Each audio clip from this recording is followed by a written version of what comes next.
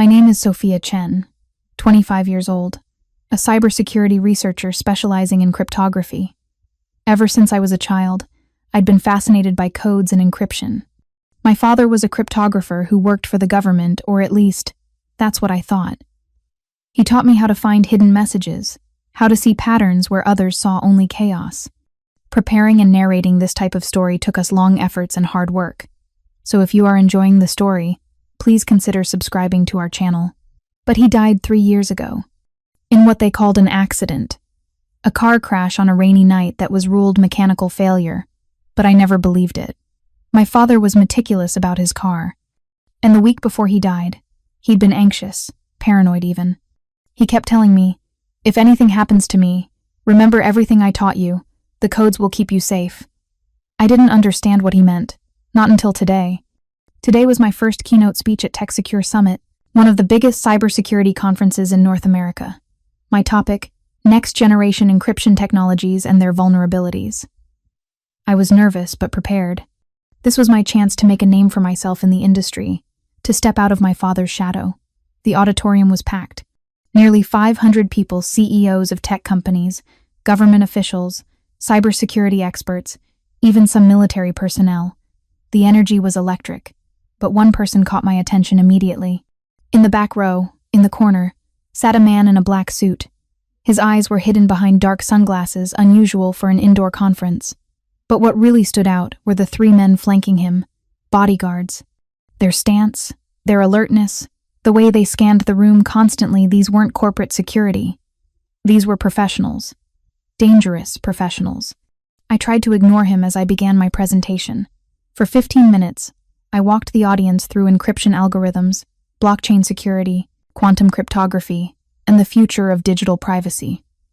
Every time I glanced toward the back, I could feel his gaze. Even through those dark glasses, I could sense his eyes boring into me. He sat perfectly still while everyone around him shifted and took notes. He just watched. My presentation ended to polite applause. Then came the Q&A session. Several standard questions followed about implementation costs, about government backdoors, about corporate espionage. I answered them confidently, feeling my nervousness fade. Then he stood up. The room seemed to shift. Conversations died mid-sentence. People turned to look. Even the moderator paused, as if sensing something significant was about to happen. He removed his sunglasses slowly, deliberately, and I forgot how to breathe. His eyes were black. Not dark brown, truly black, like looking into an abyss. His face was sharp, angular, almost cruelly beautiful. High cheekbones, a strong jaw with a hint of stubble, and lips that curved into something between a smile and a threat. He looked to be in his early 30s, but there was something ancient in those eyes, something that had seen too much. "Miss Chen." His voice was deep, smooth, with the faintest trace of an accent I couldn't place. "Your presentation was enlightening, but I have a question." He didn't wait for permission to continue. "If you encountered a military-grade encrypted message, something designed to be unbreakable, could you decode it? And if so, how long would it take you?" The room went completely silent. This wasn't a standard conference question. This was a challenge, a test. I straightened my spine. "That depends on the encryption type. Some military codes use multiple layers, symmetric and asymmetric encryption, rotating keys, sometimes even one-time pads. But if I can identify the pattern, the underlying algorithm, yes, I could potentially decode it. Time would vary. Could be minutes, could be hours." His eyes narrowed, slightly. "Minutes? If there's a weakness in the implementation, yes. Most unbreakable codes fail not because of the algorithm itself, but because of human error in execution." A ghost of a smile crossed his face. He pulled out his phone, typed something, and suddenly the main conference screen lit up behind me. I turned to look. A string of numbers and symbols filled the screen. To most people, it would look completely random, meaningless. "Just digital noise. Decode this," he said simply. "Here, now, let's see how good you really are." Murmurs rippled through the audience. This was unprecedented. Confrontational. Some people looked uncomfortable. Others leaned forward with interest. The moderator started to intervene. "Sir, I'm not sure this is... I'm simply testing Miss Chen's claims. The man interrupted smoothly. She said minutes. I'm giving her the opportunity to prove it. His eyes never left mine. Unless she'd prefer not to? It was a trap. If I refused, I'd look like I'd been exaggerating my abilities. If I failed, I'd humiliate myself in front of the entire industry. But something in me, pride, stubbornness, maybe my father's legacy, wouldn't let me back down. Fine, I said, turning to face the screen fully. I pulled up the image on my tablet, enlarging it. The string of characters looked like this. At first glance, completely random. But my mind was already working, the way my father had trained me. 3 seconds in, I noticed the repetition. The numbers 73, 45, 91, 12, and 23 appeared multiple times, but in varying sequences. 5 seconds. This wasn't purely random. It was a substitution cipher, but layered. The first layer was probably a simple Caesar shift, but there was something underneath. 7 seconds. I saw it. The pattern wasn't in the numbers themselves, it was in their positions. Every third number was part of the real message. The others were noise. 10 seconds. I had it. I turned to the microphone. The room was so quiet I could hear my own heartbeat. The eagle lands at midnight, I said clearly. Absolute silence. Then the man in the black suit began to clap. Slowly. Deliberately. The sound echoed through the frozen auditorium. Impressive, he said, his voice carrying despite not being amplified. Very impressive, Miss Chen. He walked toward the stage, and people instinctively moved out of his way. His bodyguards flanked him, but he waved them back as he approached the stairs. But I have one more question, he said, climbing the steps. A more important question. He came to stand directly in front of me. So close I could smell his cologne, something woody and expensive with an undertone of danger. How do you know that code? His voice dropped to nearly a whisper, but there was steel beneath it. That specific encryption method is used by a very select group of people who don't advertise their communications. So I'll ask again, Miss Chen, how do you know it? My mouth went dry, because I did know it. My father had taught me that exact pattern. He'd made me practice it until I could encode and decode it in my sleep. He'd called it the Shadow Protocol, but he'd never told me who used it, or why. My father taught me, I said, my voice steadier than I felt. He was a cryptographer. He taught me hundreds of codes. Something flickered in those black eyes. Your father's name? Dr. James Chen. He worked in government cybersecurity. He died 3 years ago. The man's expression changed completely. The predatory smile vanished, replaced by something I couldn't read. Surprise? Recognition? Concern? He turned to one of his bodyguards and said something in a language I didn't recognize. The bodyguard's eyes widened, and he immediately pulled out his phone. The man turned back to me. We need to talk, privately. Now. I don't think it's not a request, Miss Chen. His voice was soft, but there was an undercurrent of command that made it clear he was used to being obeyed. Your father's name just put you in a very complicated position. And standing here, in front of 500 witnesses, having just decoded a message that shouldn't exist in civilian knowledge. He leaned closer. You need protection, whether you realize it or not. The conference organizers had provided a small meeting room. Just me, the mysterious man in the black suit, and one of his bodyguards standing by the door like a statue. My name is Dante Rossi, he said, sitting across from me. He didn't offer his hand. And before you ask, yes, that's my real name. No, I'm not going to apologize for putting you on the spot out there. And yes, everything you've heard about my family is probably true. I stared at him. Dante Rossi.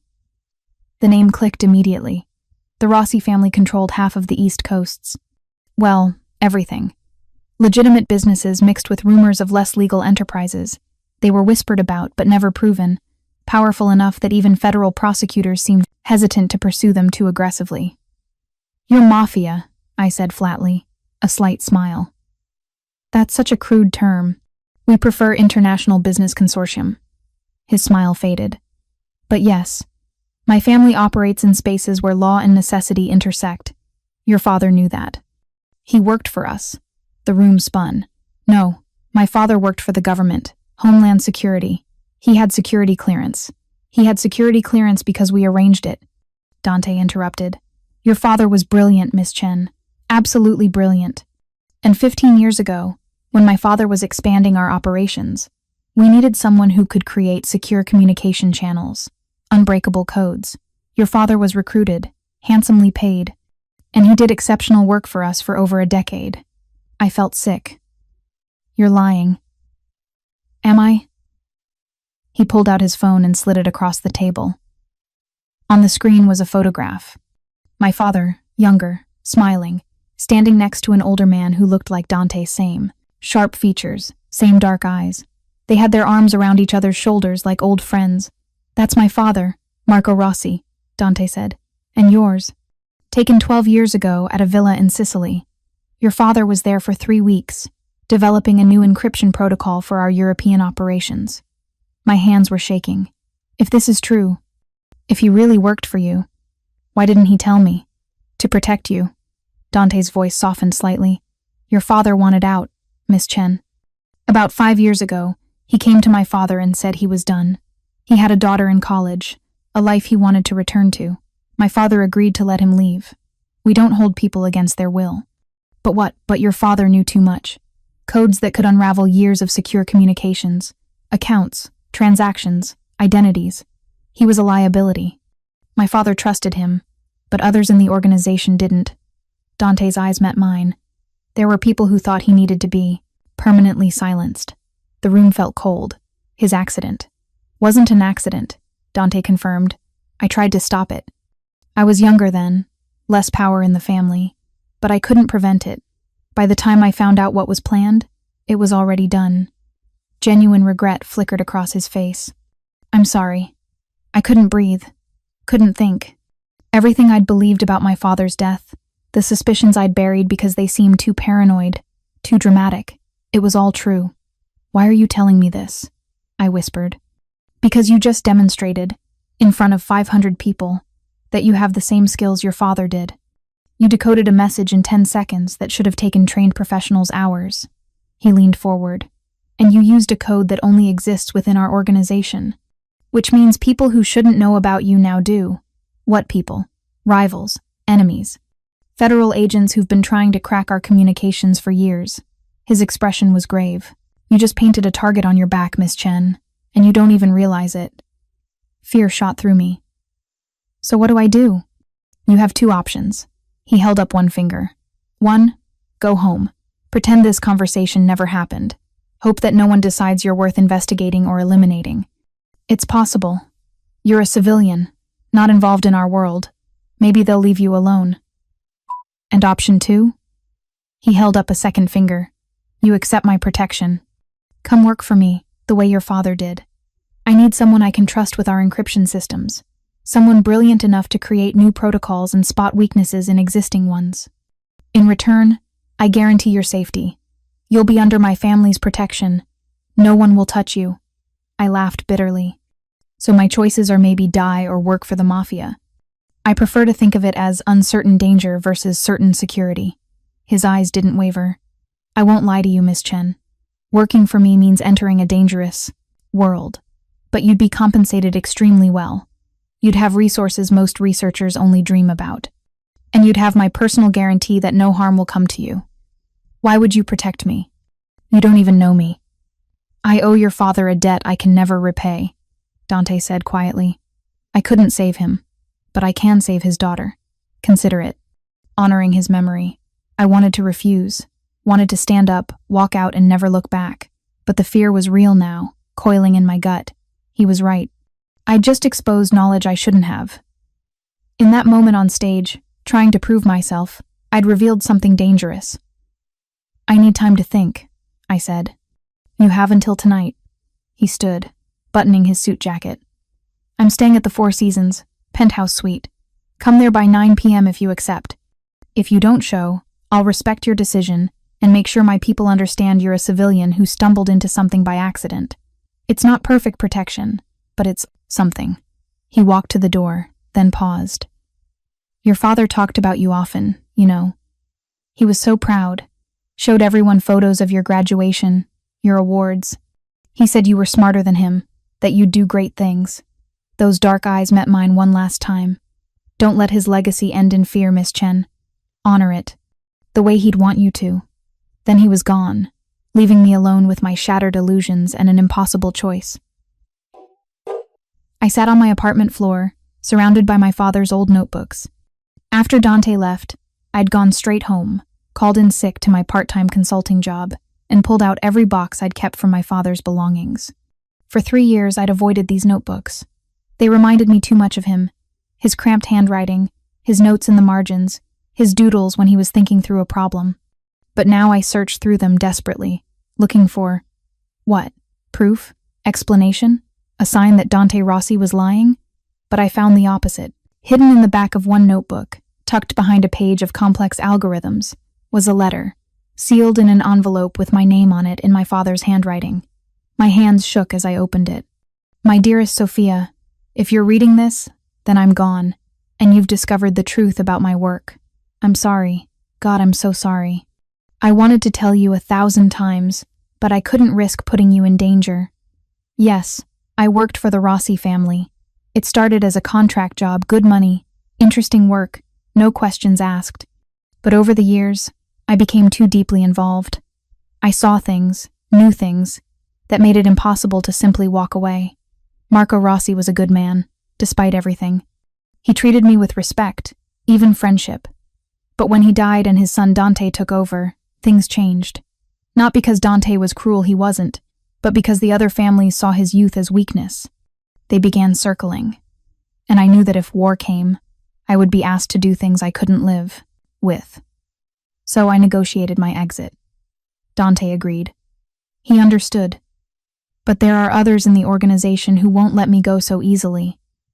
By the time you read this, they may have already acted. Listen to me carefully. If Dante Rossi ever contacts you, trust him. He's not like his father's generation. He has a code, a sense of honor that's rare in that world. If he offers you protection, take it. He's one of the few men in that life who keeps his word. But more importantly, in my safe deposit box at City National Bank, box 347, I've left you something. Encryption keys, account numbers, communications that could bring down half the criminal network on the East Coast. It's my insurance policy, my guarantee that they won't hurt you. Use it wisely. Use it only if you must. But know that it exists. I love you, Sophia. I'm sorry I couldn't be honest with you. I'm sorry I dragged you into this world, even inadvertently. But you're brilliant, strong, and capable of surviving anything. Trust Dante. Trust yourself. Love always, Dad. I read the letter 3 times, tears streaming down my face. My father had known. He'd known they would kill him, and he'd prepared for it. He'd left me a weapon information dangerous enough to protect me, but also dangerous enough to get me killed if I used it wrong. I looked at my phone. 7:15 p.m. If I went to Dante, I was accepting a life I never wanted, a life in the shadows, surrounded by criminals and danger. I'd be betraying everything I thought I believed about right and wrong. But if I didn't go, I'd spend the rest of my life looking over my shoulder, wondering if every stranger was a threat, living in fear. My father said to trust Dante. And despite everything, despite the danger, the impossibility, the sheer insanity of it all, something in me already did. The elevator ride to the penthouse felt endless. I'd changed into dark jeans, a black sweater, and my father's old leather jacket armor, however symbolic. I clutched my bag, inside, which was a USB drive containing my father's files. Not all of them, but enough to prove I had them. The elevator doors opened directly into the penthouse suite. I stepped out into a space that screamed wealth and power. Floor-to-ceiling windows overlooked the Manhattan skyline, modern furniture in blacks and grays, abstract art that probably cost more than my entire education, and Dante Rossi, standing by the windows with a glass of whiskey, his back to me. He'd changed from the suit he wore at the conference. Now he wore dark slacks and a white shirt, sleeves rolled up to reveal forearms that were surprisingly muscular, marked with what looked like scars. "I wasn't sure you'd come," he said without turning around. "I wasn't sure either," I admitted. He turned to face me, and in the softer lighting of the suite, he looked different. Less like a predator, more like a man. Tired, burdened. There were shadows under those dark eyes that spoke of sleepless nights and heavy responsibilities. "Would you like a drink?" he asked. "No. I want answers." A slight smile. "Direct. I like that." He gestured to the sofa. "Sit." Ask whatever you want. I sat, perched on the edge like I might need to run. Did you have my father killed? No. His answer was immediate and firm. I argued against it. Fought my father's lieutenants, but I was only 27, newly in charge, and they saw me as weak. They acted without my approval. Who specifically? Men who are no longer a problem, he said coldly. I dealt with them. It took me 2 years, but I dealt with all of them. The implication was clear. He'd had them killed. How many people have you killed? I asked. He didn't flinch from the question. Personally or ordered? Both. Personally, 4. All men who betrayed the family or threatened people under my protection. He took a sip of his whiskey. Ordered? More. I don't keep count. Does that frighten you? Yes, I said honestly. Good. You should be. Frightened. This world isn't safe, isn't clean. Men like me do terrible things for power, for money, for survival. His eyes met mine. But we also protect. We maintain order in chaos. We keep our word when others break theirs. It's not noble, but it's honest. I pulled out the USB drive and set it on the coffee table between us. Dante's eyes flicked to it, then back to my face. What's that? My father's insurance policy. Encryption keys, account information, communications. Enough to destroy your organization and a dozen others. I kept my voice steady. He left it for me, to protect me. Dante set down his drink slowly. Are you threatening me, Miss Chen? No, I'm showing you that I'm not helpless. That if I agree to work for you, it's not because I have no other choice. It's because I'm choosing to trust you. I leaned forward. But I need to know, can I trust you? Really? He studied me for a long moment. Then he did something unexpected. He pulled out his phone, typed something, and handed it to me. On the screen was a bank account, his personal account, showing a balance that made my head spin hundreds of millions of dollars. The password is your birthday, he said quietly. Month, day, year. I'm giving you access to my primary account. If I betray you, if I hurt you, if I break my word, you could drain every cent, disappear, start a new life anywhere in the world. I stared at the phone, then at him. Why would you do this? Because trust goes both ways. You're showing me you have a weapon that could destroy me. I'm showing you I'm willing to make myself vulnerable to you. He leaned back. We're both taking a risk here, Miss Chen. The question is whether we're willing to take it together. My heart pounded. This was insane. Completely insane. But my father's letter echoed in my mind. Trust Dante. If I do this, I said slowly, I have conditions. Name them. 1. I will never create encryption or codes that facilitate human trafficking, child exploitation, or terrorism. I don't care how much money is involved. Agreed. We don't touch any of that anyway. 2. If I find out you lied to me about my father's death if you were involved, our deal is over and I release everything. Fair. 3. I want to know everything. No surprises. If I'm risking my life, I deserve to know what I'm risking it for. He hesitated on that one. There are some things that, once you know them, you can't unknow. Some truths that will change how you see the world. I'll take that risk. He nodded slowly. All right. Full transparency. Within reason. And 4. I took a deep breath. I want to learn how to protect myself. Self-defense, weapons training, everything. I won't be a helpless victim. For the first time, Dante smiled a real smile that transformed his severe features. I can arrange that. Actually, I insist on it. Anyone who works for me knows how to handle themselves. He extended his hand across the coffee table. Do we have an agreement, Miss Chen? I looked at his hand. Strong, scarred, steady. The hand of a man who'd killed but also protected. A man my father had trusted enough to leave me in his care. I reached out and shook it. His grip was firm, warm, and when our hands touched, I felt a jolt of electricity that had nothing to do with fear, and everything to do with something more dangerous. Attraction. We have an agreement, I said. Dante's office was in a building in Lower Manhattan that officially housed Rossi International Holdings, an import-export company. Legitimate on the surface, but as Dante explained during the car ride over, it was also the nerve center of their entire operation. We move everything through legitimate channels. he explained as we rode the private elevator to the top floor. Shipping containers, cargo manifests, customs paperwork, all real, all verifiable. The illegal merchandise is hidden in plain sight.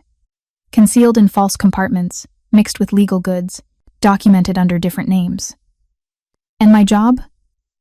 To make sure our communications about those operations can't be intercepted or decoded by law enforcement, rival organizations, or federal agencies. The elevator doors opened into a sleek, modern office space. You'll be creating new encryption protocols, auditing our existing systems for vulnerabilities, and training key personnel in secure communication. He led me through an open area where several people worked at computers. They looked up as we passed, their eyes curious but wary. Dante didn't introduce me.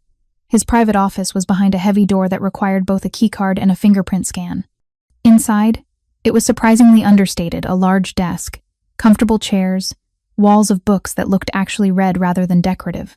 One wall was entirely glass, overlooking the city. "Sit," he said, gesturing to a chair as he moved behind his desk. He pulled out a laptop and turned it toward me. "This arrived this morning. One of our shipments in Baltimore was intercepted by the FBI. They seized $3 million in merchandise. But more importantly, they also seized communications encrypted messages between our people and our buyers." My stomach dropped. Did they break the encryption? Not yet. But they will, eventually. The encryption your father created was brilliant, but it's 10 years old. Technology has advanced. Quantum computing is making traditional encryption methods vulnerable. His dark eyes met mine. "I need you to tell me how long we have before they crack it. And then I need you to create something new. Something unbreakable." I pulled the laptop closer and examined the files. The encryption was indeed my father's work. I recognized his signature patterns, his elegant solutions to complex problems. But Dante was right. It was outdated. 2 weeks, I said after 15 minutes of analysis. Maybe 3 if they don't have access to cutting-edge resources. But if the FBI brings in NSA-level computing power, maybe days. Dante's jaw tightened. Then we need to change all our protocols immediately. Can you do it? Yes, but I'll need time. Creating a truly secure system isn't something you rush. How much time? 3 days for a basic replacement. 2 weeks for something sophisticated enough to last years. You have 3 days, Dante said. We'll upgrade to the more sophisticated system later. Right now, we need to shut down the vulnerability. That's not enough time to, make it enough. His voice was hard now, commanding. 3 days, Miss Chen. People's lives depend on it. The weight of that statement settled over me. This wasn't academic. This wasn't a conference presentation. Real people, criminals, yes, but still people would be arrested, imprisoned, or killed if I failed. I'll need resources, I said, pushing down the panic. Hardware, software, a secure workspace. Done. Anything you need. He stood and pressed a button on his desk. Moments later, a man entered mid-40s, sharp eyes, expensive suit. This is Vincent, my head of security and operations, Dante introduced. Vincent, this is Sophia Chen. She's taking over all encryption protocols. Give her whatever she needs. Full access. No questions. Vincent's eyes narrowed as he looked me over. Boss, with all due respect, this is a sensitive position. Shouldn't we vet her more thoroughly? I vetted her, Dante interrupted. Her father was James Chen. That's all you need to know. Vincent's expression changed immediately. James Chen's daughter? I didn't realize. He nodded respectfully to me. Your father was a genius, miss. Welcome to the family. Family. The word made my skin crawl and feel warm at the same time. I'd been awake for 36 hours straight, fueled by coffee, energy drinks, and pure adrenaline. The workspace Dante had provided was incredible multiple monitors, the latest hardware, encryption software, most researchers only dreamed of accessing. My new protocol was almost complete. I designed it using a combination of quantum-resistant algorithms, rotating multi-layer encryption, and a unique approach inspired by biological systems, DNA-level complexity that would make pattern recognition nearly impossible. But I was hitting a wall. There was one vulnerability I couldn't solve, one point of potential failure that kept nagging at me. You're still here. I jumped, spinning around to find Dante standing in the doorway. He'd removed his suit jacket, his shirt rumpled, tie loosened. He looked as exhausted as I felt. I can't leave until it's finished, I said, turning back to my screens. You need sleep. I need to solve this problem. I gestured at the code. There's a weakness in the handshake protocol. If someone intercepts the initial key exchange, they could potentially, Sophia. His voice was soft but firm. He moved behind me, his hands coming to rest on my shoulders. You're brilliant, but you're also human. You'll think more clearly after rest. His touch sent warmth through my exhausted body. I was hyper-aware of his proximity, his scent that same woody cologne mixed with something uniquely him. I can't let you down, I whispered. His hands tightened on my shoulders. You haven't. The basic system you created is already deployed. We've changed all our protocols. The FBI's seized communications are now useless. You've already succeeded. I turned to look up at him. Then why am I still working? Because you're a perfectionist. Like your father. A slight smile. He used to do this too. Work himself to exhaustion because he couldn't stand leaving a problem unsolved. The mention of my father brought unexpected tears to my eyes. Exhaustion was making me emotional. I miss him, I said quietly. I miss being able to ask him questions. I keep thinking about what he'd do, how he'd solve this. Dante's hand moved from my shoulder to gently cup my face. The gesture was surprisingly tender. He'd tell you to trust yourself, to trust your instincts. And he'd tell you that perfection is the enemy of good enough. I leaned into his touch without thinking. How do you know that? Because he told me the same thing once, when I was trying to prove myself after my father died. When I was working 18-hour days, making myself sick, trying to show everyone I was worthy of leading. His thumb brushed across my cheekbone. Your father sat me down and said, Dante, leadership isn't about being perfect. It's about being present. You can't protect your people if you destroy yourself. I stared up at him, seeing him differently. Not as a mafia boss, not as a criminal, just as a man who'd been burdened with responsibility too young, who was trying to honor his own father's legacy while building something better. Come on, he said softly, taking my hand and pulling me to my feet. I'm taking you home. I can call a car. I'm taking you, he repeated firmly. Instead of sending me in, a car with one of his drivers, Dante drove me himself in a sleek black Mercedes. The city streets were nearly empty, the skyscrapers lit against the dark sky. Can I ask you something? I said as we drove through the quiet streets. Anything. Why did you really take over your father's business? You could have walked away, lived off the money, done something legitimate. He was quiet for a long moment. I thought about it. After my father died, I considered just selling everything, disappearing to some beach in the Mediterranean, living a simple life. What stopped you? Responsibility. My father built something. Not just a criminal empire, he built a system that protected people. Italian immigrants who couldn't get bank loans found funding through our connections. Small business owners who were being extorted by other gangs came to us for protection. We're not heroes, but we're also not animals. He glanced at me. If I'd walked away, men worse than my father would have taken over. Men without codes, without honor.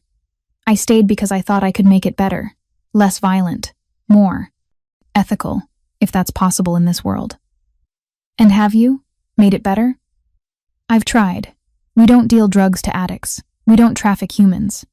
We don't exploit the vulnerable. He paused. But I've still done terrible things. I've still ordered people hurt, killed. I'm not looking for redemption, Sophia. I just want you to understand who I am before you get in deeper. We pulled up in front of my apartment building. Dante put the car in park but didn't kill the engine. Why are you telling me all this? I asked. He turned to face me fully. In the dim light of the car, his features were softer. Because I need you to see me clearly, not as some romantic figure, not as a monster. Just as a man trying to navigate an impossible situation with some shred of integrity intact. The air between us felt charged, dangerous. I see you, I whispered. His eyes darkened. His hand came up to cup my face again, and this time I didn't pull away. His thumb traced my lower lip, sending shivers through my body. Sophia, he murmured, this is a bad idea. What is? This. You and me. Anything beyond a professional relationship. But even as he said it, he was leaning closer. You should go inside. Before I do something we'll both regret. But I didn't move. Couldn't move. Because despite everything, the danger, The moral complexity, the sheer insanity of it all. I wanted this. Wanted him. What if I don't want to go inside? I breathed. His control visibly cracked. With a sound that was half groan, half surrender, he closed the distance between us. His kiss was nothing like I'd imagined. It was fierce, demanding, but also strangely reverent, like he was claiming me and worshipping me at the same time. His hand tangled in my hair while his other arm wrapped around my waist, pulling me as close as the car's interior would allow. I kissed him back with equal intensity, months of grief and fear and loneliness pouring into that connection. He tasted like whiskey and danger and something addictively dark. When we finally broke apart, both breathing hard, he rested his forehead against mine. "This changes everything," he said roughly. "I know. If you're mine, Sophia, I don't share. I don't let go. I protect what's mine with everything I have."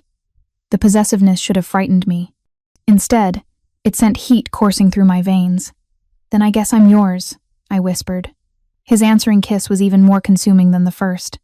I woke up wrapped in Egyptian cotton sheets that cost more than my monthly rent used to. Sunlight streamed through floor-to-ceiling windows, painting the bedroom in gold. For a moment, I forgot where I was. Then I felt the warm, solid presence behind me, an arm draped possessively over my waist, the steady rhythm of breathing against my neck. Dante. 2 weeks had passed since that kiss in his car. 2 weeks that had transformed my entire life. I'd moved into his penthouse for security, he'd said, though we both knew it was more than that. I worked from his private office, creating increasingly sophisticated encryption systems while learning the intricate web of his organization. And every night, I fell asleep in his arms, feeling safer than I'd felt since my father died. I turned carefully, not wanting to wake him. In sleep, Dante looked different. Younger, vulnerable. The hard edges that defined him when awake softened into something almost tender. I traced the scar along his jawline, a knife fight, he'd told me, when he was 19 and still proving himself. His eyes opened, immediately alert despite having only gotten 3 hours of sleep. "Good morning," he murmured, his voice rough with sleep. His arm tightened around me, pulling me closer. "Morning," I whispered back. He kissed me slowly, deeply, with the practiced ease of someone who'd been doing this for years, rather than weeks. When he pulled back, his dark eyes studied my face with an intensity that still made my breath catch. "What?" I asked. "I'm trying to figure out how you're real, how you're here. Are you getting philosophical on me before coffee?" He smiled that rare, genuine smile that transformed his entire face. "Maybe." His phone buzzed on the nightstand. The smile vanished instantly, replaced by the mask of control I'd come to recognize. He checked it, and his expression darkened. "What's wrong?" I asked, sitting up. "Vincent needs me at the office. There's been an incident." He was already getting out of bed, moving with efficient purpose. "Stay here. Don't leave the penthouse." "Dante, what kind of incident?" He paused in pulling on his pants, his eyes meeting mine. "The kind that means we have a problem. A big one." I couldn't stay in the penthouse. Not when I could see the tension in Dante's face, the way his jaw had tightened with barely controlled fury. So I dressed quickly and followed him to the office, ignoring his protests. When I entered his office, I found him with Vincent and 3 other men. I recognized his inner circle. They all looked grim. "Sophia, I told you to stay," Dante began. "What's happening?" I interrupted, closing the door behind me. Vincent answered. "Someone's been intercepting our communications. Despite the new encryption protocols you created, they hit one of our shipments in New Jersey last night. Knew exactly where it would be, when it would arrive, and what was in it." My stomach dropped. "That's impossible. The encryption I created." "Isn't the problem?" Dante said, his voice tight. "Show her." Vincent pulled up a laptop and turned it toward me. On the screen was a message, written in plain text. "Tell the little cryptographer that her father's code was elegant, but mine is better. The serpent knows all your secrets, Dante. Tick-tock." The blood drained from my face. "The serpent?" "Sergio Valentini, one of the other men." A spat. "Runs the Valentini family. They've been trying to move into our territory for 2 years." But Dante was watching me carefully. "You recognize something. What is it?" I moved closer to the screen, studying the message. The phrasing. The structure. It's not just a threat. My mind was already working, seeing patterns. It's encoded. There's a hidden message. What kind of message? I pulled out my phone and started typing the letters into an analysis program I'd built. Give me a minute. The room went silent as I worked. My fingers flew across the screen, running the text through various cipher algorithms. Caesar shift nothing, substitution nothing, transposition, there, I breathed. Taking every third letter, reading backward, and applying a simple numeric shift, the hidden message revealed itself. Box 3, 4, 7, I have it all. My hands started shaking. No. No. Sophia? Dante was beside me in an instant, his hand on my shoulder. What is it? Box 347. That's my father's safe deposit box, the one he mentioned in his letter. I looked up at Dante, fear and fury warring in my chest. Whoever this serpent is, he has my father's files. All of them. Every encryption key, every account number, every piece of evidence my father collected. The room erupted in Italian rapid, angry voices overlapping. But Dante raised his hand, and silence fell immediately. How? His voice was dangerously calm. How did Valentini get access to your father's safe deposit box? I don't know. I never went to get it. I was too afraid. My voice broke. I thought it was safer to leave it there. I thought no one else knew about it. Vincent pulled out his phone. I'll make some calls. Find out who accessed that box. Do it. And Vincent? Dante's voice dropped to that cold tone that made everyone in the room tense. Find Sergio Valentini. I don't care what it takes. Find him. Vincent had worked fast. By noon, we had answers. Valentini didn't break into the safe. Deposit box. Vincent reported, his face grim. He had a key and authorization, signed by Dr. James Chen. My world tilted. That's impossible. My father wouldn't. It's dated 6 months before your father died, Vincent continued. He added Sergio Valentini as an authorized user, gave him a key and full access rights. I couldn't breathe. Why would my father do that? Dante's hand found mine under the table, squeezing gently. There has to be an explanation. There is. A new voice spoke from the doorway. We all turned. An older man stood there, mid-60s, silver hair, expensive suit. He looked at me with eyes that held both sadness and understanding. Who the hell are you? Vincent demanded, his hand moving to his weapon. My name is Robert Chen, the man said calmly. James Chen was my younger brother, and Sophia, I'm your uncle. We need to talk. Dante had his men search Robert thoroughly before allowing him into a private room. Just the three of us, me, Dante, and this uncle I'd never known existed. My father never mentioned a brother, I said, my arms crossed defensively. He wouldn't have. We had a falling out. Years ago, Robert sat heavily in a chair. But I've been watching over you, Sophia, from a distance, making sure you were safe. Why? Because I'm the one who got your father into this mess in the first place. Robert's face was heavy with guilt. 20 years ago, I was deep in gambling debt, owed money to very dangerous people. Your father, being the protective older brother, tried to help. He approached Marco Rossi, Dante's father, and offered his services in exchange for clearing my debts. My chest tightened. So it's your fault he's dead? Yes. Robert didn't flinch from the accusation. It's my fault. And I've spent every day since trying to make it right. How does Sergio Valentini fit into this? Dante asked, his voice hard. When your father realized people in Dante's organization wanted him dead, he came to me. Robert explained. He knew he couldn't trust anyone inside the Rossi family except Dante, and Dante was too young, too powerless to protect him effectively. So we made a plan. What kind of plan? I asked. Insurance. Your father created 2 sets of files, one he told you about in the safe deposit box. The real insurance, the truly damaging information about the Rossi organization. Robert looked at Dante. And a second set, less complete but still valuable. He gave that second set to Sergio Valentini. Dante's eyes narrowed. Why would he trust Valentini? He didn't. But Valentini wanted a way into the Rossi territory. Your father offered him information enough to be useful, but not enough to be truly dangerous in exchange for Valentini's promise to protect Sophia if anything happened. That's insane, I said. Making a deal with another crime family was the desperate act of a desperate man, Robert finished. Your father knew he was running out of time. He was trying to create a web of protection around you, even if it meant dealing with devils. So Valentini has had access to those files for 3 years, Dante said slowly. Why wait until now to use them? Because the files he has are encrypted, Robert said. Your father encrypted them with a code that only Sophia could crack. He told Valentini that when Sophia was ready, she would understand how to access them. I felt sick. So this whole thing, the message at the conference, revealing that I could decode that quickly, it was a test. Valentini was watching to see if I had my father's skills. And you proved you did, Robert said. Now Valentini wants to make a deal. He'll give Dante the files and keep the truly damaging information secret in exchange for territory. Specifically, the Brooklyn waterfront operations. Absolutely not, Dante said immediately.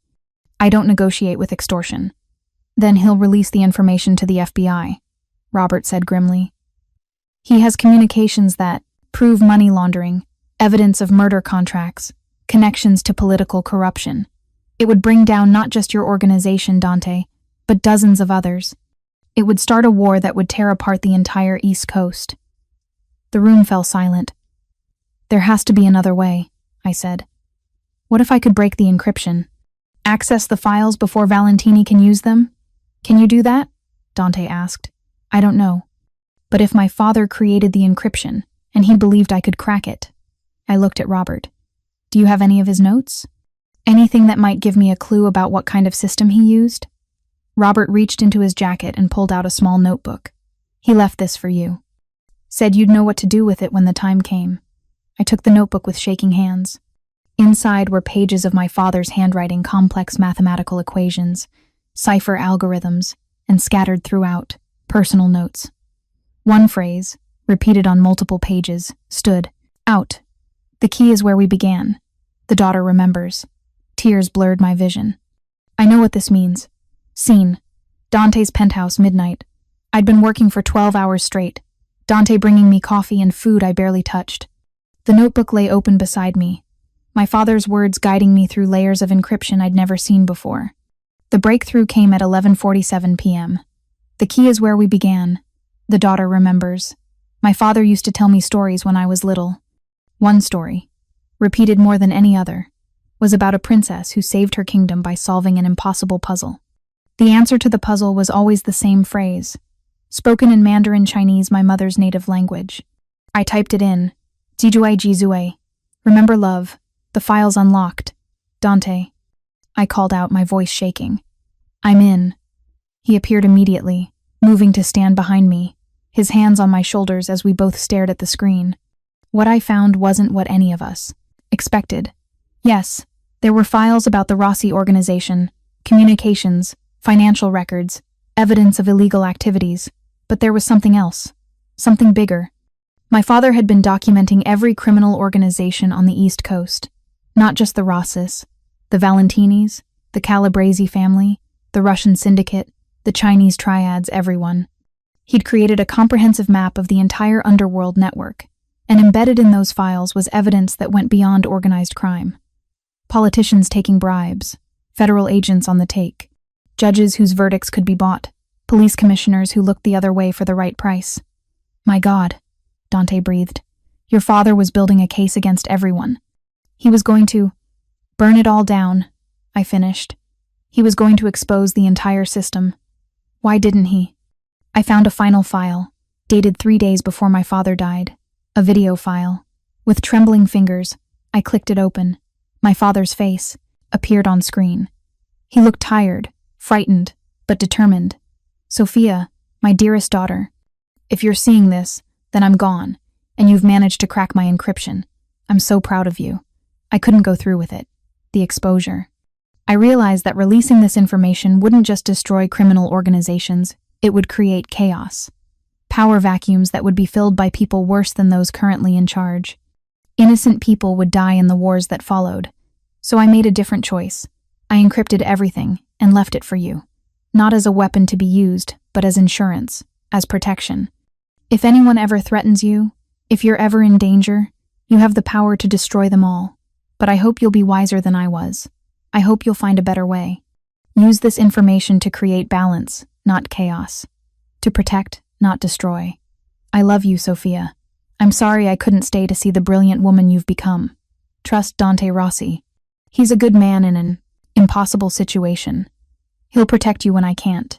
Be brave, be smart, be better than all of us. The video ended. I sat in silence, tears streaming down my face. Dante's hand squeezed my shoulders gently. What do you want to do? He asked softly. I thought about my father's words, about the choice he'd made, about the responsibility he'd left me. I want to meet with Valentini, I said, face to face. And I want to show him exactly what I have.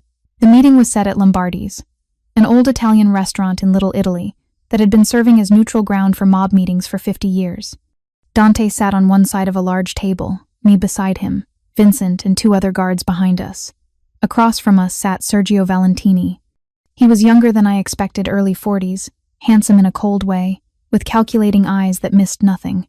2 bodyguards flanked him. Miss Chen, he said, his voice smooth as silk. I've been looking forward to meeting James Chen's daughter. You have. Your father's intelligence, I see. And you have files that don't belong to you. I replied coolly. He smiled. Actually, your father gave them to me, willingly. They're mine by right. Or yours, I corrected, until I cracked the encryption and accessed the complete files, the real files, the ones that include detailed information about your organization, Sergio, every operation, every dirty cop on your payroll, every body you've buried in the New Jersey Pine Barrens. His smile faltered slightly. I pulled out a tablet and slid it across the table. That's just a sample. Enough to put you away for 10 life sentences. Or to start a war between you and the Calabrese family when they find out you've been skimming from the joint operations. Sergio's eyes darkened as he scrolled through the files. You're bluffing. Am I? I leaned forward.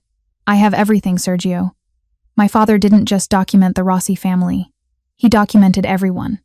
Every family, every operation, every secret. Deal. He created a nuclear bomb of information, and now I control it. So what? Sergio's voice turned hard. You release it, everyone goes down, including your boyfriend here.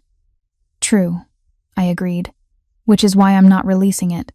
I'm offering you the same deal my father did. Protection through mutually assured destruction. Sergio's eyes narrowed. Explain. You have information that could hurt Dante's organization. I have information that could destroy yours. So here's what's going to happen. You're going to delete every file you have about the Rossi family. In return, I'll delete what I have about you. We go back to the status quo, separate operations, separate territories, no interference. And if I refuse? I smiled, channeling every ounce of confidence I didn't quite feel. Then I release everything to everyone. The FBI gets it all. The media gets it all. Every family on the East Coast goes to war, including yours. Sure, Dante goes down, but so do you. So does everyone. Is it worth it? Sergio studied me for a long moment. Then, surprisingly, he laughed. Your father trained you well, Miss Chen. You think like he did. Always looking for the angle that preserves balance. My father believed that some evils are necessary to prevent greater ones, I said. I'm not sure I agree with that philosophy, but I understand it. And if I agree to your terms, then we have peace. You stay in your territory. Dante stays in his. No more plays for Brooklyn. No more interference. But more importantly, I pulled out a small USB drive. I give you this. What is it? Insurance. Encrypted files about 3 of your biggest rivals. Information my father gathered before he died. Leverage you can use to maintain your own position. I slid it across the table. Consider it a gesture of good faith. Sergio picked up the drive, examining it. Why would you help me? I'm not helping you. I'm creating balance. My father believed that if he removed one piece from the board, worse pieces would take its place. I think he was right, so I'm making sure all the pieces stay where they are, for now. Sergio looked at Dante. You're letting her speak for you? Dante's hand found mine under the table.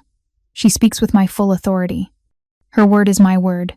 Something like respect flickered in Sergio's eyes. Your father would be proud, he said to me. Then to Dante. You're a lucky man, Rossi. Most of us spend our whole lives looking for someone we can truly trust. You found her in weeks. He stood, pocketing the USB drive. We have a deal, Miss Chen. The files will be deleted within the hour. You have my word. And you have mine, I replied. After Sergio and his men left, I slumped in my chair, the adrenaline finally wearing off. Did I just negotiate a peace treaty with the mob? I asked weakly. Dante pulled me into his arms. You did, and you were magnificent.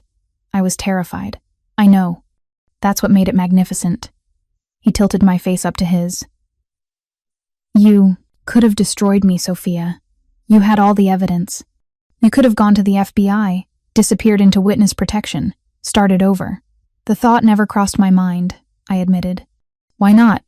I traced the line of his jaw, this complicated man who'd become everything to me. Because somewhere between being kidnapped into your world and falling in love with you, I realized something. Good and evil aren't as simple as I thought. You've done terrible things. But you've also protected people, maintained order, prevented worse violence. You're not a hero, but you're not a monster either. You're just human. Trying to do the best you can with the impossible hand you were dealt. You love me? His voice was soft, vulnerable in a way I'd never heard. I love you, I confirmed. God help me, but I do. He kissed me then, deep and passionate, pouring everything he couldn't say into that connection. When we broke apart, he rested his forehead against mine. I don't deserve you. Probably not, but you're stuck with me anyway. The Sicilian sunset painted the Mediterranean in shades of gold and crimson. I stood on the terrace of our villa, watching the waves crash against the rocks below. Our villa. Still getting used to that. After the meeting with Valentini, things had changed. Dante had restructured his entire organization, making it leaner, more legitimate. He'd sold off the most dangerous operations, focusing on businesses that operated in legal gray areas rather than outright criminal enterprises. It wasn't perfect. We'd never be completely clean, but it was better. And I'd found my place in this world. I ran cybersecurity for all of Dante's legitimate businesses, training the next generation of encryption specialists.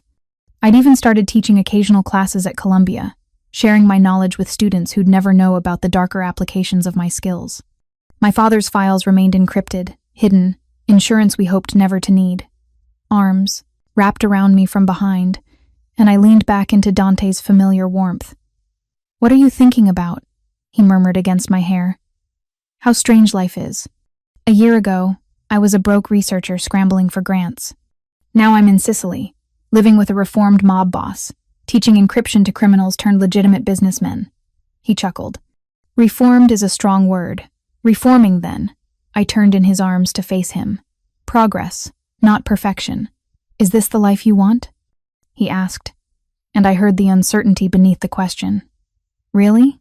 Because if it's not, if you want something different, I silenced him with a kiss. This is exactly the life I want. You are exactly who I want. Complicated, dangerous, impossible, and mine. He pulled a small box from his pocket, and my breath caught. I was going to wait until dinner, he said, opening it to reveal a ring. Simple, elegant, a single diamond that caught the dying sunlight. Make it romantic, but I can't wait another second. He dropped to one knee on the terrace, the sunset blazing behind him, his dark eyes holding mine with an intensity that made my heart race. Sophia Chen, you decoded my encrypted message in 10 seconds, and you've been decoding me ever since. You saw past the monster everyone else sees, and found the man underneath. You chose me when you could have chosen safety. You stayed when you could have run. His voice roughened with emotion. I don't have pretty words. I can't promise you a normal life, but I can promise that I will protect you with everything I have. I will love you with everything I am, and I will spend every day trying to be worthy of the gift you've given me. He took a shaky breath. Marry me. Be my wife, my partner, my everything. Help me build something better than what came before. Say yes, cara mia. Please say yes. Tears streamed down my face as I dropped to my knees in front of him, taking his face in my hands. Yes, I whispered. Yes to all of it. The danger, the complications, the impossible life. Yes to you, exactly as you are. He slid the ring onto my finger with shaking hands, then pulled me into a kiss that tasted like salt and sunset and promises. When we broke apart, I laughed through my tears. My father would be so confused about this.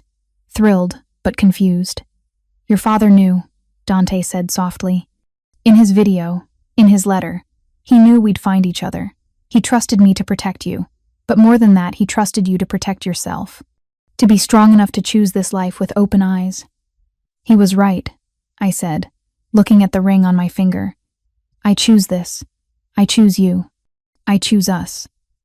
As the sun dipped below the horizon, painting the sky in impossible colors, we stood together on that terrace. Two people from different worlds who'd found in each other something neither had expected. Love in the shadows, hope in the darkness, a future built on truth, however complicated that truth might be. I decoded Dante Rossi's encrypted message in 10 seconds, but it would take a lifetime to fully understand him, to explore all the layers of this complex man I'd fallen in love with. And I was looking forward to every single moment. I woke up wrapped in Egyptian cotton sheets that cost more than my monthly rent used to. Sunlight streamed through floor-to-ceiling windows, painting the bedroom in gold. For a moment, I forgot where I was. Then I felt the warm, solid presence behind me, an arm draped possessively over my waist, the steady rhythm of breathing against my neck. Dante. 2 weeks had passed since that kiss in his car, 2 weeks that had transformed my entire life.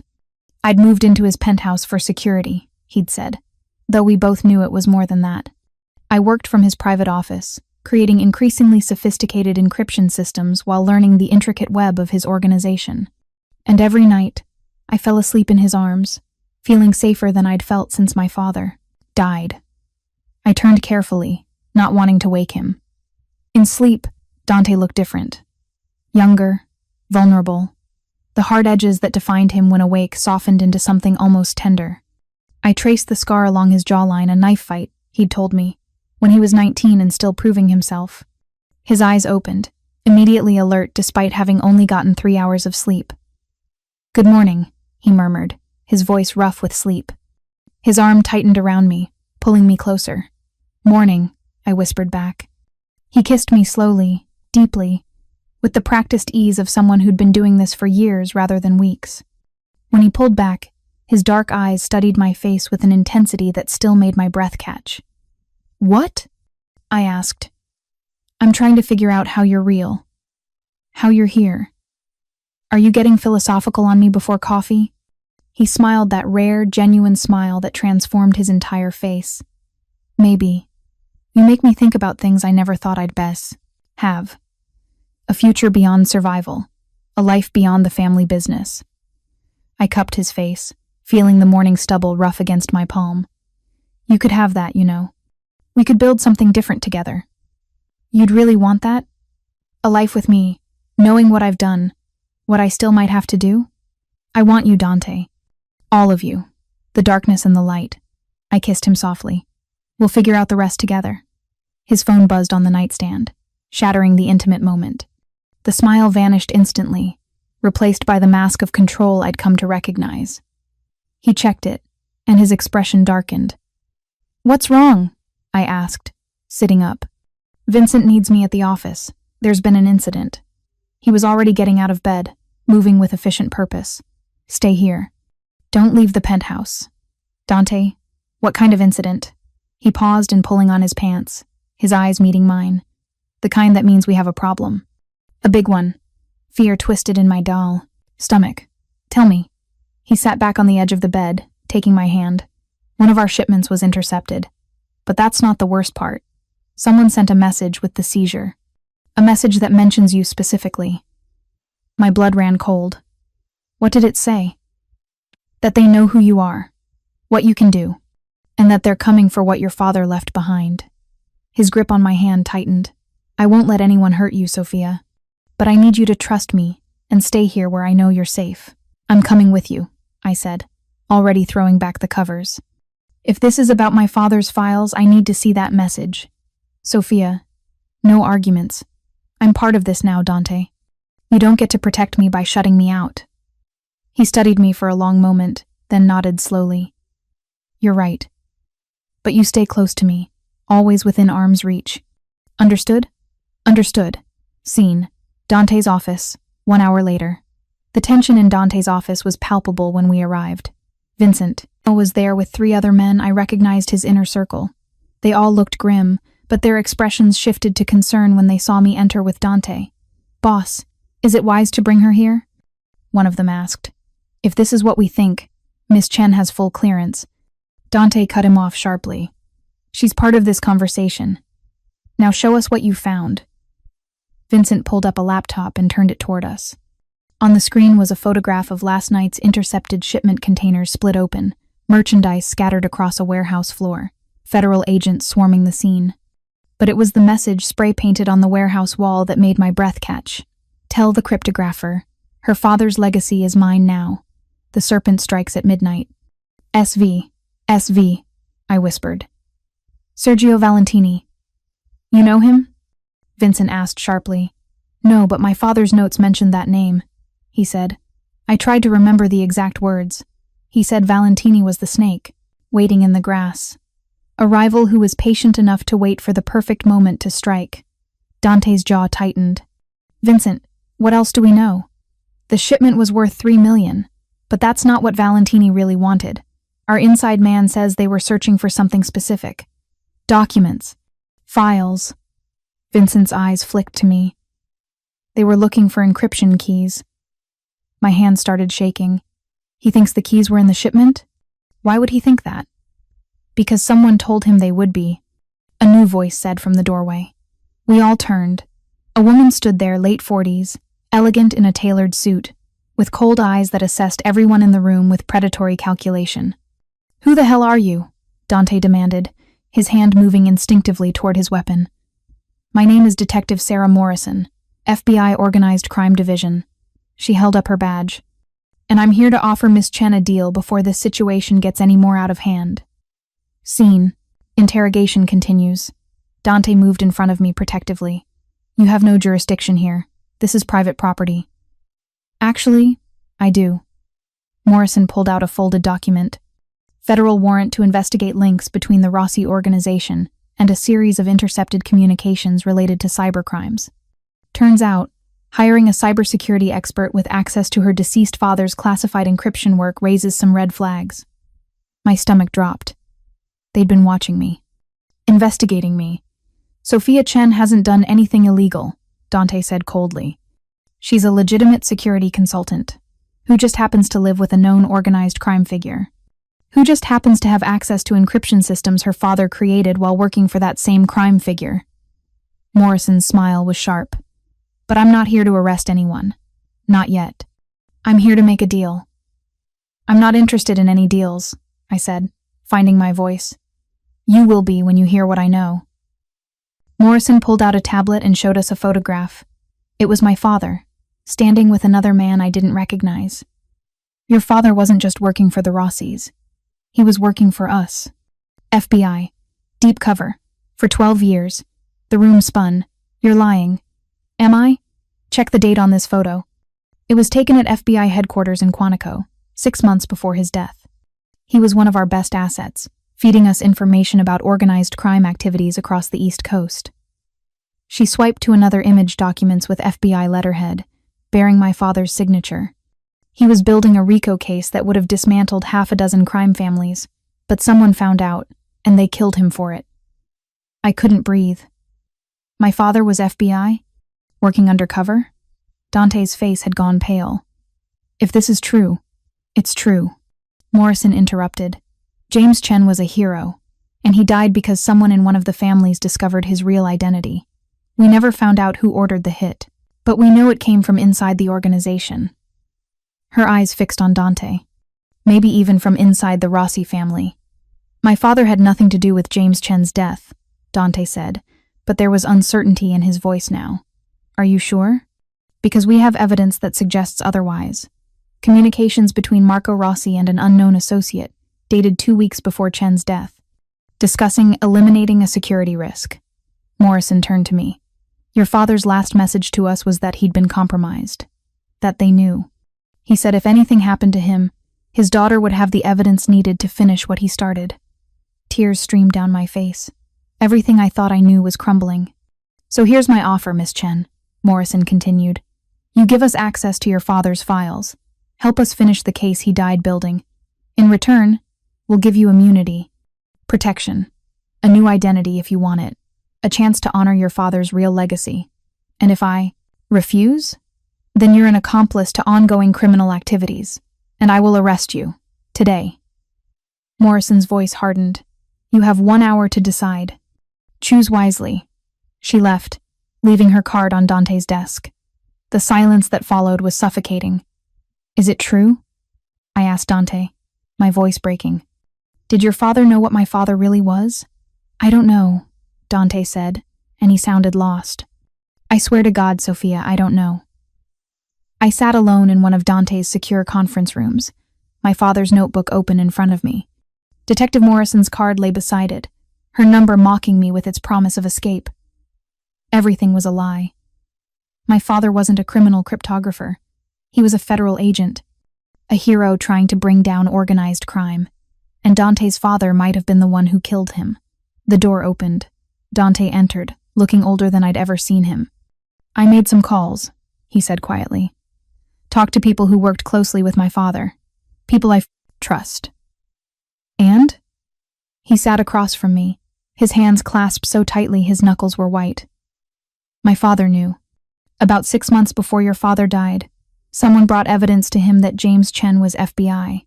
My father called a meeting with his lieutenants to decide what to do. My heart shattered. So he did order the hit." "No." Dante looked up, and I saw tears in those dark eyes for the first time. "He refused. He said James Chen had served the family honorably for over a decade, that he deserved a chance to leave in peace. My father arranged for your father to fake his death, get into witness protection with you, start over." I stared at him. "Then why did my father die?" "Because one of the lieutenants disagreed. A man named Victor Calabrese. He thought letting your father live was weakness. So he arranged the car accident without my father's knowledge." Dante's voice broke. "When my father found out, he was furious. He wanted to kill Victor himself, but Victor had too much. No support from the other families. Moving against him would have started a war. So your father did nothing?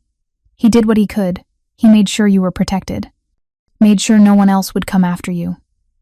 And he made me promise, on his deathbed, that if anything ever happened to him, I would watch over you, keep you safe." Dante reached across the table for my hand. "That's why I came to your conference, Sophia. Not by accident. I've been watching you for 3 years, making sure no one from Victor's faction ever got close to you." The pieces started falling into place. The job offer, moving me into your penthouse. All of it was about protecting me? "At first, yes," he admitted. "But then I got to know you. And you weren't just James Chen's daughter anymore. You were Sophia. Brilliant, stubborn, brave Sophia who looked at me like I was human instead of a monster. And I fell in love with you." "Don't," I whispered, pulling my hand away. "Don't say that. Not now. It's the truth, whether you believe it or not." I stood, pacing the room, trying to process everything. My father was FBI. Your father knew and tried to help him. But someone in your organization killed him anyway. And now the FBI wants me to betray you to finish what my father started. Yes, and Sergio Valentini somehow knows all of this. He's been playing us both, waiting for the perfect moment to strike. It appears so. I laughed bitterly. My father left me a hell of a legacy, didn't he? Caught between the FBI, the mob, and my own heart. Dante stood, moving closer but not touching me. "I can't tell you what to do, Sophia. If you want to take Morrison's deal, I'll understand. I'll make sure you get out safely. You'll never have to see me again. And if I stay, then we figure this out together. We find Valentini. We find out who else knows about your father's real identity. And we protect each other." His voice dropped. "But I won't lie to you. Staying means danger. It means you'll always be looking over your shoulder. It means accepting that the man you love is part of the world that killed your father." I turned to face him, seeing him clearly for the first time.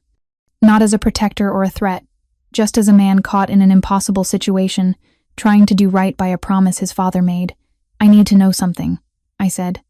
"If it came down to it, if you had to choose between me and your organization, what would you choose?" He didn't hesitate. "You. Always you. I'd burn down everything my father built if it meant keeping you safe." "That's not the right answer," I said softly. Surprise flashed across his face. "What? If you'd burn it all down for me, then you're no better than the men who put their desires above everything else. Your organization employs hundreds of people. Legitimate businesses that support families. If you destroyed it all, they'd suffer." I moved closer to him. I don't want you to choose between me and your world, Dante. I want us to figure out how to exist in both. He stared at me like I was speaking another language. You're not taking Morrison's deal? No. Because my father's real legacy isn't the files he left behind. It's the belief that even in the darkest places, good people can make a difference. He didn't run from your father's world. He tried to change it from within. I took Dante's hand. Maybe that's what I'm supposed to do too. Sophia, I'm not naive. I know I can't reform the mob or make it disappear, but maybe I can help you make it less destructive, more controlled. Help you become the man you're trying to be, instead of the man everyone expects you to be. He pulled me into his arms, holding me so tightly I could barely breathe. I don't deserve you. Probably not, I agreed against his chest. But you're stuck with me anyway. Scene: abandoned warehouse, midnight, the confrontation. Morrison's hour had come and gone. Instead of answering her, I'd sent her a different kind of message, an encrypted file containing just enough information to be intriguing, with a note that said if she wanted the rest, she'd need to help us first. Help us catch Sergio Valentini, because I'd figured out his game. He didn't just want my father's files. He wanted to use them to start a war between the Rossis and the FBI, destroying both so he could take over their territories. The meeting was set at an abandoned warehouse in Red Hook, neutral territory. Vincent had secured the perimeter with Dante's men. Morrison had brought a tactical team, hidden in the shadows. And I stood in the center of it all, a laptop open in front of me, waiting. Valentini arrived precisely at midnight, flanked by 6 armed men. He was younger than I expected, mid-40s, handsome in a cold, reptilian way. His eyes found me immediately, and he smiled. Miss Chen. Finally, we meet face to face. You wanted my father's files, I said, keeping my voice steady. Here's your chance. But first, you're going to answer some questions. I'm not in the habit of answering to anyone, little girl. You will if you want these encryption keys. I held up a USB drive. Everything my father collected. Every account number, every piece of evidence, every secret. It's all here. But I need to know, did you know my father was FBI? Valentini's smile widened. Of course I knew. I was the one who told Victor Calabresi. The confirmation hit like a physical blow. Why?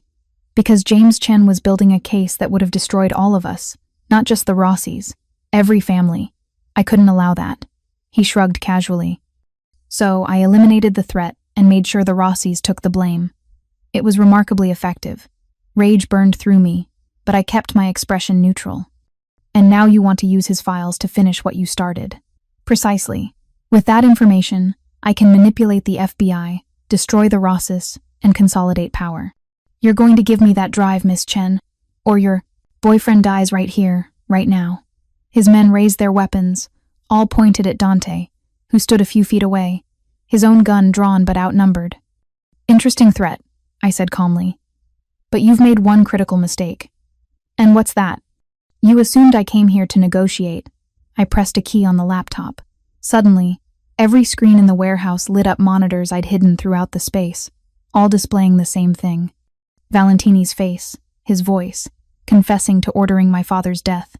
The entire conversation had been recorded, broadcast live to Morrison's team, to the FBI, to every major news outlet in New York. Valentini's face went white. You played you, I finished, the same way my father would have. He taught me that the best encryption isn't just about hiding information. It's about revealing it at exactly the right moment. Morrison's team moved in, weapons drawn. Sergio Valentini, you're under arrest for conspiracy to commit murder, racketeering, and about a dozen other charges we'll figure out later. Valentini's men dropped their weapons, knowing they were surrounded. But Valentini himself lunged for me, a knife appearing in his hand. Dante moved faster. His shot was precise, catching Valentini in the shoulder and spinning him away from me. The man went down, cursing and bleeding. That's for James Chen, Dante said coldly, and for threatening the woman I love. The Sicilian sunset painted the Mediterranean in shades of gold and crimson. I stood on the terrace of our villa, watching the waves crash against the rocks below. Our villa.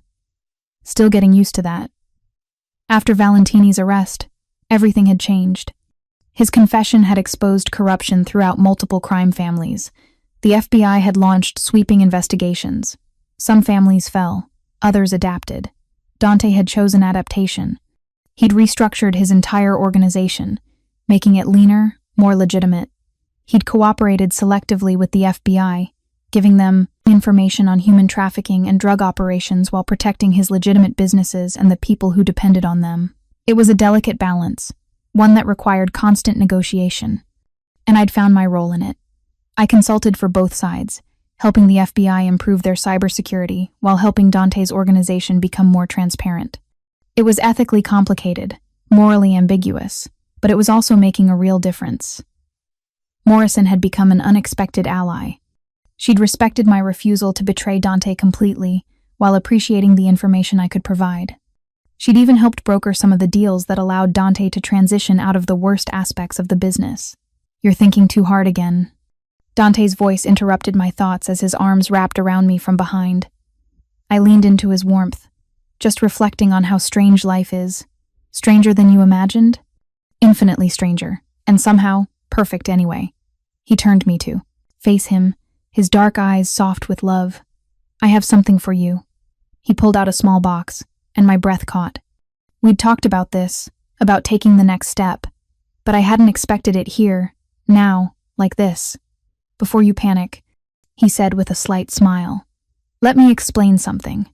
In my world, marriages are usually arrangements, business deals, ways to strengthen alliances or secure territories. I never wanted that kind of marriage, so I waited for someone who saw past the power and the darkness to the man underneath." He opened the box, revealing a ring that made my eyes water. Simple, elegant, with a diamond that caught the sunset. "Sophia Chen, you decoded my encrypted message in 10 seconds, but you've spent 6 months decoding me. You've seen my worst parts and somehow found things worth loving. You've challenged me, changed me, made me want to be better than I ever thought possible." He dropped to one knee, and tears spilled down my cheeks. "I can't promise you a normal life. I can't promise there won't be danger or complications or moments when you question this choice. But I can promise that I will love you with everything I am. I will protect you with everything I have, and I will spend every single day trying to deserve you." His voice roughened with emotion. "Will you marry me? Will you be my partner in this strange, complicated, beautiful life we're building?" I dropped to my knees in front of him, taking his face in my hands. Yes to all of it. To the complications and the danger and the impossible balancing act. Yes to you, exactly as you are. He slid the ring onto my finger with shaking hands, then kissed me with a desperation and tenderness that took my breath away. When we broke apart, I laughed through my tears. My father would have such mixed feelings about this. "Your father knew," Dante said softly.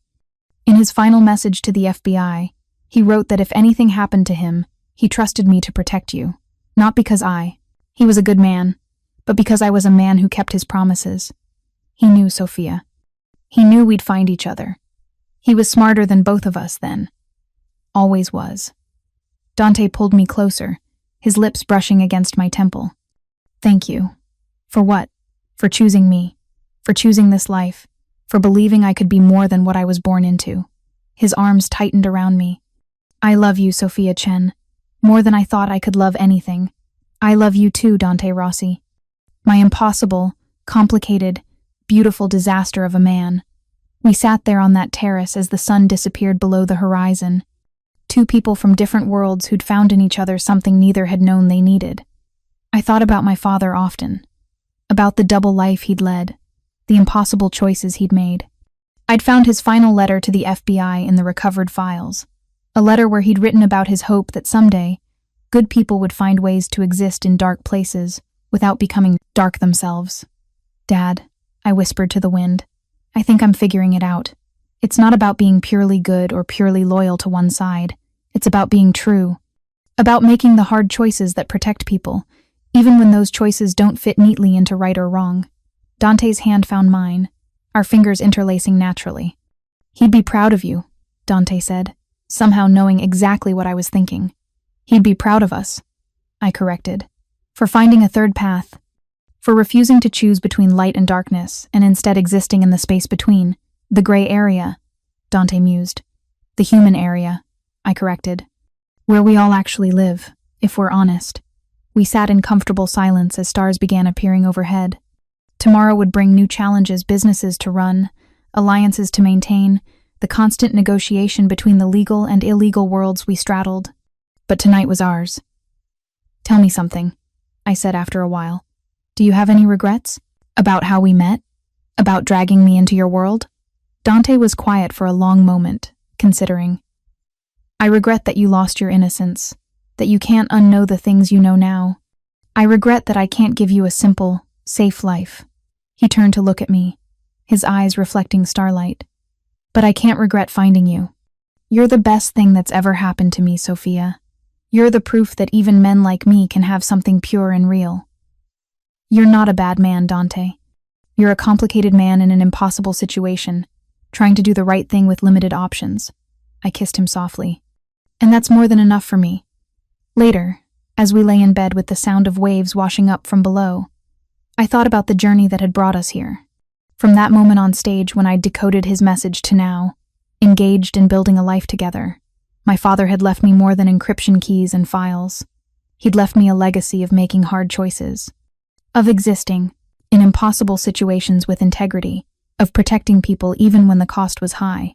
And somehow, in following that legacy, I'd found love in the last place I ever expected, with a man who was everything I'd been taught to avoid, but who'd become everything I needed. What are you thinking about now? Dante murmured, his arm pulling me closer. Happy endings, I admitted, and how they're never quite what we expect them to be. Is this a happy ending?